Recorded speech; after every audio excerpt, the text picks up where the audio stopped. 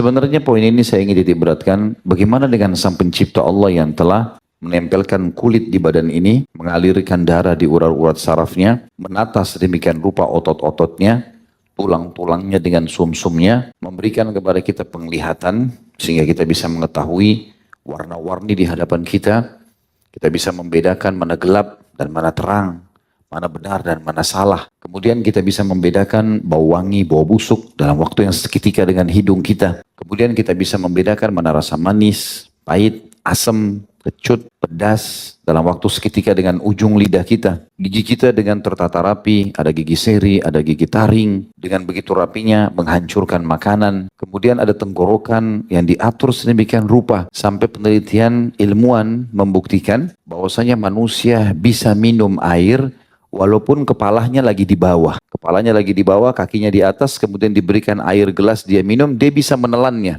Begitu rapinya tenggorokan yang diciptakan oleh sang pencipta.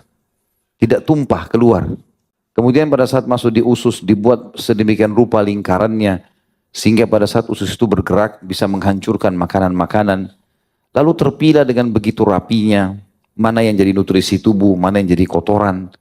Ada perasaan kita ingin kebelet, buang air besar, buang air kecil, mengeluarkan yang tidak dibutuhkan oleh tubuh. Kemudian diserap sari-sari yang dibutuhkan oleh tubuh sehingga kita punya energi. Kita bisa berpikir, bisa bergerak, bisa punya ide-ide, ya. Bisa punya kekuatan untuk membela kalau ada orang yang berbuat jahat dengan kita.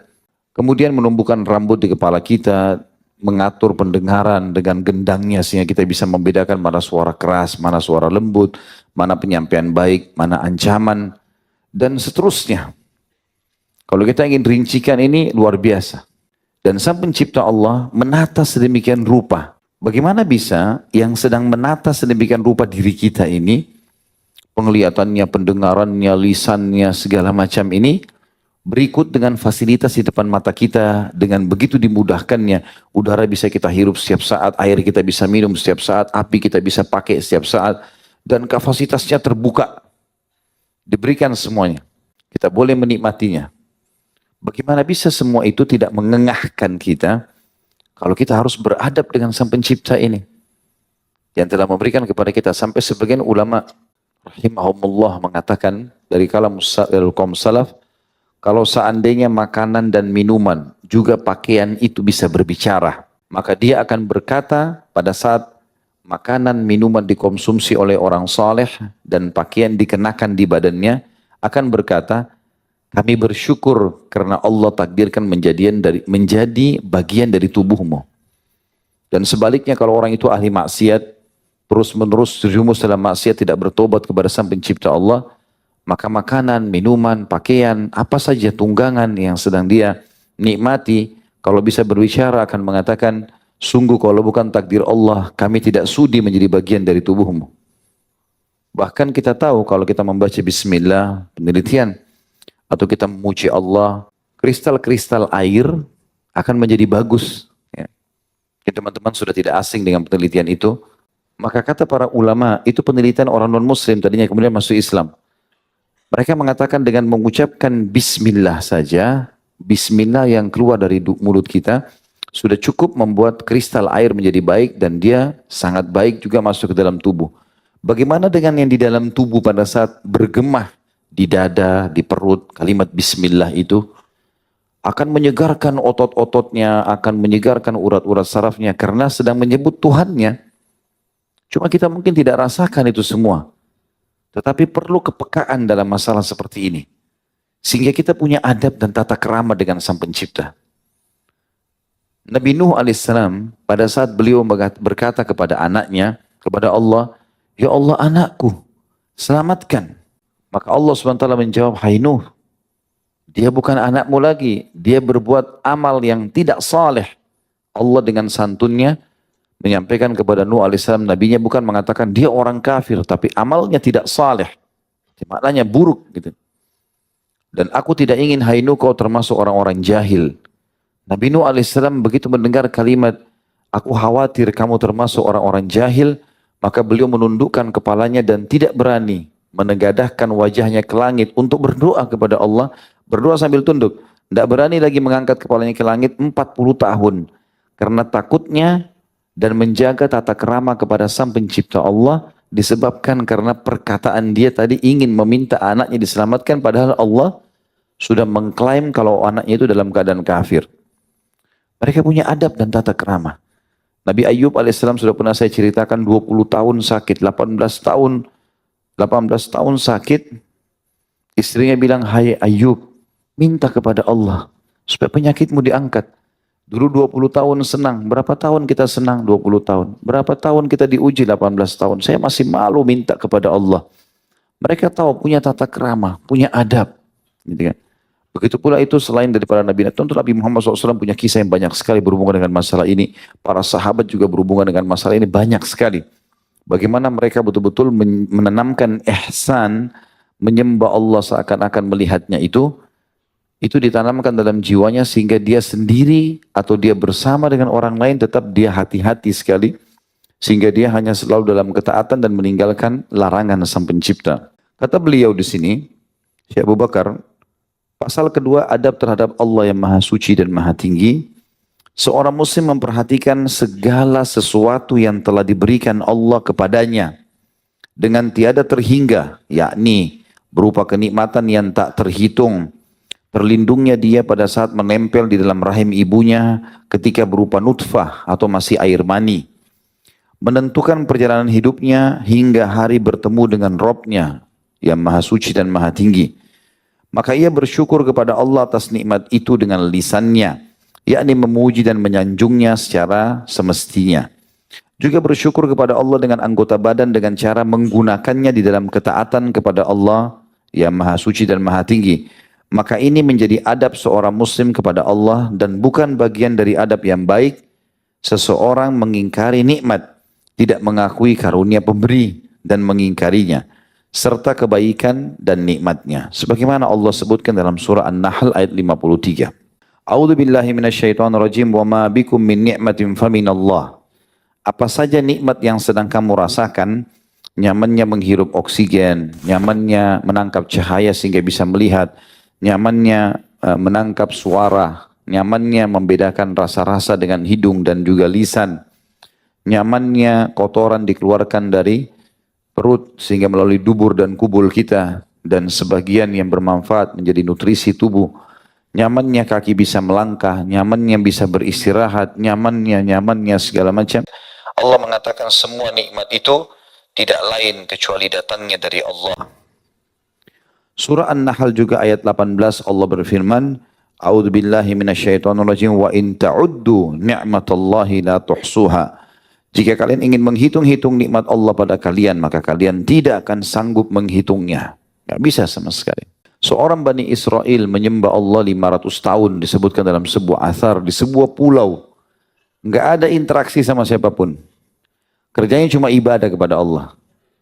Kata Nabi SAW pada saat dia meninggal, Allah berkata, masukkan hambaku ini ke dalam surga karena rahmatku.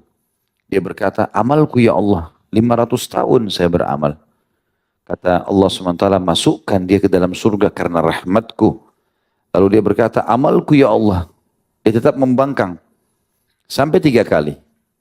Maka Allah dengan kemahamurahannya dan sempurnanya mengatakan kepada para malaikat, timbanglah nikmat matanya saja hambaku ini dengan seluruh ibadahnya 500 tahun itu.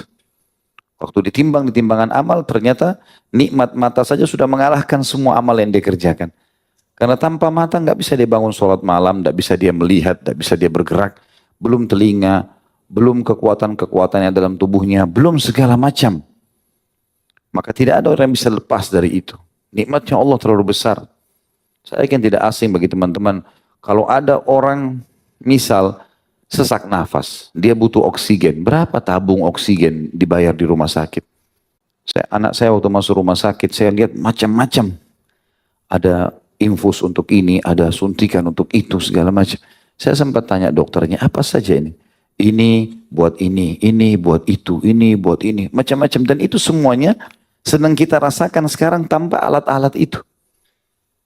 Saya bilang subhanallah, Allah memberikan semua dengan gratis, tanpa harus bayar dan tanpa harus disuntik-suntik badan kita.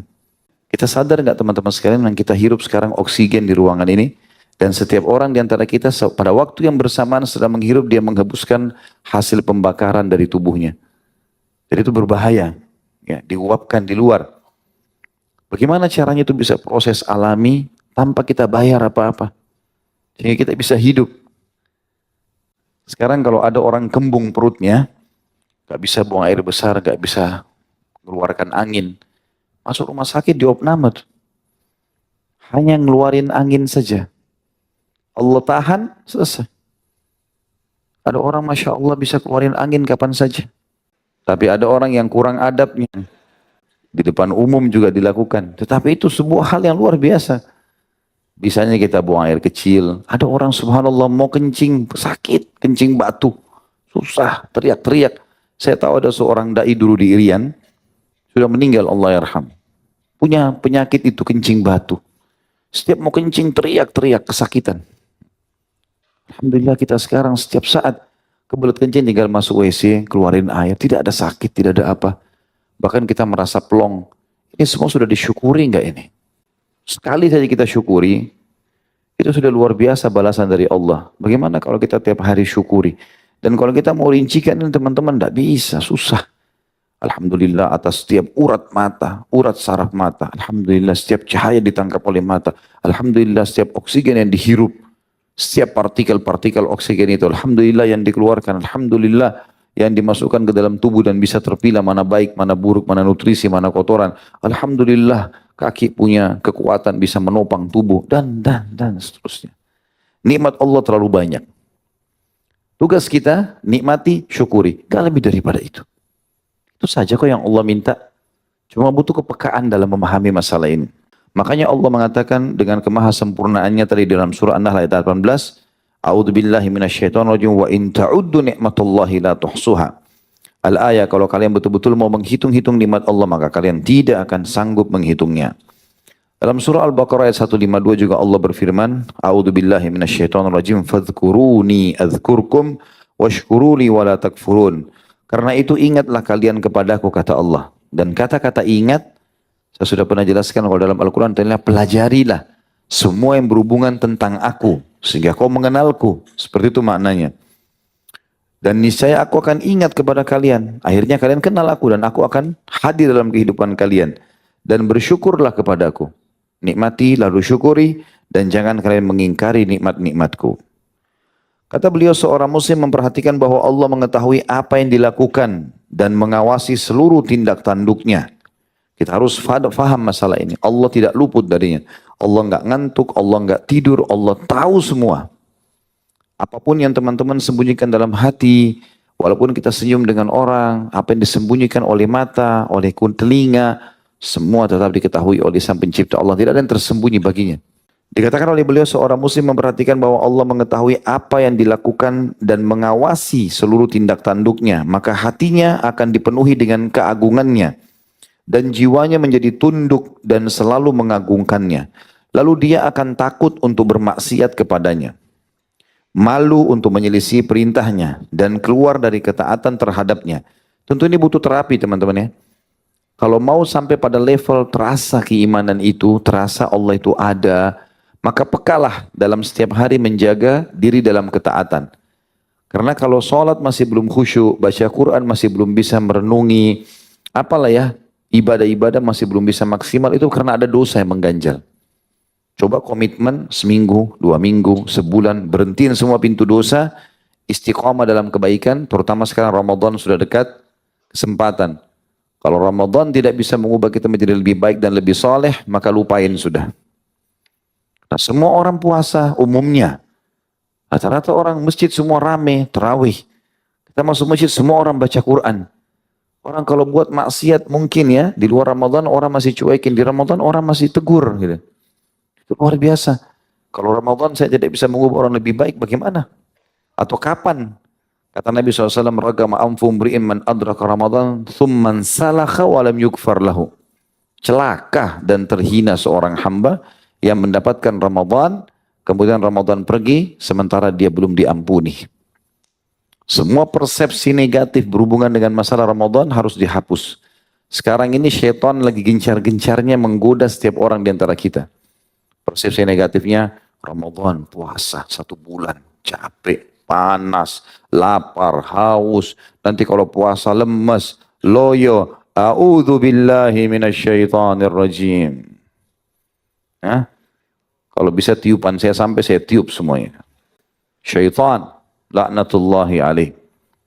Itu semua hanya cara dia, karena dia tahu di Ramadan dia akan dibelenggu.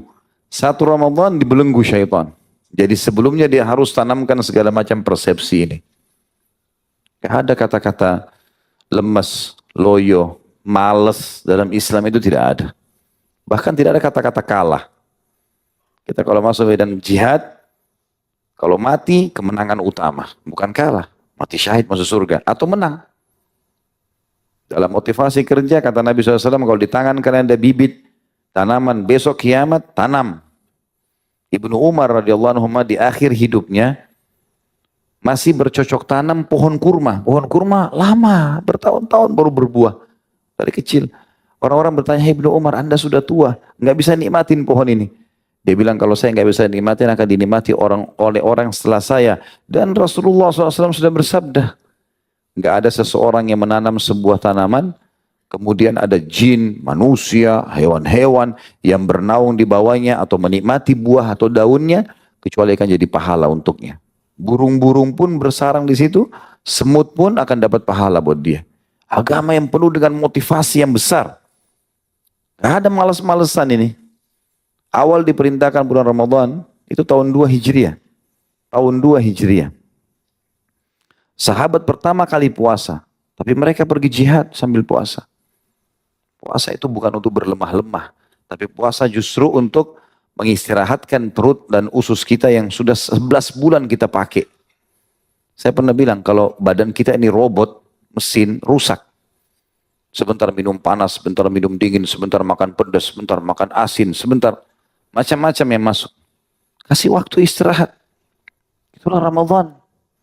Dan usus kita kalau dia tidak istirahat, usus itu tetap bergerak. Tapi kalau tidak ada makanan yang masuk, terutama asupan di waktu-waktu pagi sampai menjelang matahari terbenam, kata para ulama, maka dia akan mengikis sisa-sisa makanan, bakteri-bakteri di usus. Dan dia membersihkannya sebenarnya. Makanya seorang dokter dari Jerman masuk Islam gara-gara itu kan. Dia bilang orang Islam adalah orang yang, atau manusia yang paling sehat. Karena mereka punya terapi puasa, seminggu 2 kali Senin Kamis, sebulan 3 hari Ayyamul Bid, dan juga setahun sekali dengan Ramadan. Kita harus tahu ini bahwasanya sebenarnya kita sedang menghadapi sebuah karunia yang sangat besar. Para sahabat dan para tabi'in mereka selalu berdoa 6 bulan setelah lebaran Idul Fitri agar amal-amal 1 bulan Ramadan diterima. 6 bulan tersisa lagi mereka mohon agar dapat Ramadan yang akan datang. Harus dilawan ini, tidak boleh kita ya, menganggap itu adalah sebuah hal yang menyusahkan kita. Momen dari kata-kata beliau di sini dikatakan orang itu akan takut, malu sama Allah. Memang ini butuh terapi. Dan Ramadan sekali lagi kena kebetulan tempatnya dan dekat dengan kita sekarang. Semoga Allah memudahkan kita insya Allah mendapatinya dan juga beramal di dalamnya. Kita akan dapat banyak manfaat. Kata Nabi SAW, kalau tiba Ramadan, hai manusia, telah tiba kepada kalian bulan yang penuh dengan berkah. Berkah semua, cukup. Makanan cukup, minuman cukup, waktu banyak. Kalau kita puasa, biar kita sahur sedikit cukup. Buka puasa dengan sedikit makanan cukup. Kadang-kadang ada orang habis tarawih baru makan malam. Ada orang menggabung makannya dengan sahurnya. Waktunya banyak yang lowong. Kadang-kadang kita rasa waktu lama. Kita bisa maksimalkan untuk ibadah. Dan kita tidak boleh sia-siakan waktu itu ya. Ada orang Ramadan dari pertama mall buka, antri pertama. Depan pintu gerbang mall. Kenapa? Mau nunggu buka puasa. Jam 10 pagi. Azan nanti jam 6 sore. Muter-muter di toko di situ. Untuk apa ini? Buang-buang waktu. Hadir majelis ilmu, kembangkan ide bisnis, belajar apa. Muter-muter, itu pun tidak belanja. Tokonya orang sudah 3 kali diputarin. Itu apa ini? Ada orang duduk nonton dari pagi sampai menjelang buka puasa. Nontonnya maksiat, padahal lagi puasa. Dari film India ke film Barat ke film ini. Apa ini? Itu. Apa manfaatnya gitu? Ada juga orang tidur terus. Puasanya cuma 1 jam. Tidur cuma bangun sholat, tidur lagi. Nanti jam 5 sore baru bangun mandi. Wah, 1,5 jam lagi azan. Enak benar orang puasa. Ini salah semua ini. Mestinya dimaksimalkan. Kalau kita biasa di kantor habisin waktu 2-3 jam untuk keluar cari makan siang saja, tentuin restorannya, macetnya segala macam. Ramadan nggak perlu lagi itu. Maka lebih banyak kita beraktivitas. Apalagi boleh makan dan minum, tapi tunggu azan maghrib. Makan sampai capek, sampai subuh nanti. Nggak ada masalah. Cuma waktu siang itu saja kok dilarang untuk ujian. Untuk menguji adab kita kepada Allah. Patuh nggak ini? Gitu. Harus dilatih kan gitu. Dan tujuannya Ramadan untuk meningkatkan skill kita secara ibadah. Jangan sampai nanti pas Idul Fitri, kemudian tiba selesai Idul Fitri, kita seperti lepas tanda kutip dari penjara ibadah. Alhamdulillah, tidak lagi puasa. Alhamdulillah, boleh lagi berzina, boleh bermaksiat. Ramadan sudah lewat. Alhamdulillah, tidak lagi sholat malam, tidak lagi baca Quran. Ini kebodohan. Berapa banyak di Indonesia begitu, pakai jilbab Ramadan. Setelah Lebaran buka jilbab. Pergi haji pakai jilbab, pulang 2 minggu saja bertahan. Habis itu buka semuanya. Ini kenapa ini? Tujuannya pelatihan untuk peningkatan skill menjadi lebih baik. Gitu kan? Kalau kita nggak berubah dengan Ramadan, kira-kira kapan kita berubah? Dan ini adab kepada Allah. Mumpung kita Allah mudahkan beberapa hari lagi sampai teman-teman sekalian, maka maksimalkan. Kata Nabi SAW, datang kepada kalian bulan Ramadan, bulan yang penuh dengan berkah. Allah melihat persaingan kalian pada bulan itu, maka tunjukkanlah yang terbaik. Pada bulan itu Allah membuka semua pintu surga, menutup semua pintu neraka, membelenggu semua syaitan. Artinya dibuka pendaftaran bagi yang mau masuk surga. 1 Ramadan sampai 30 Ramadan. Itu iklan resmi dari Allah. Mau masuk surga daftar sekarang. Di Ramadan ini. Kata Nabi SAW, kalau tiba Ramadan Allah turunkan malaikat khusus berseru. Hai pelaku kebaikan, masuklah ke dalam, tinggikanlah derajatmu di surga karena pintu surga lagi dibuka. Hai pelaku maksiat, berhentilah karena neraka lagi ditutup, kesempatan taubat. Penjara manapun di neraka tidak dibuka pada bulan Ramadan. Dosa-dosa kesempatan dimaafkan, dibersihkan. Dan setan-setan dibelenggu artinya mereka tidak leluasa menggoda seleluasa di luar Ramadan. Maksimalkan untuk itu. Persepsi negatif tinggalkan semua. Dan berdoa kepada Allah agar bisa diberkahi waktunya. Jadi hari pertama semangat untuk itu.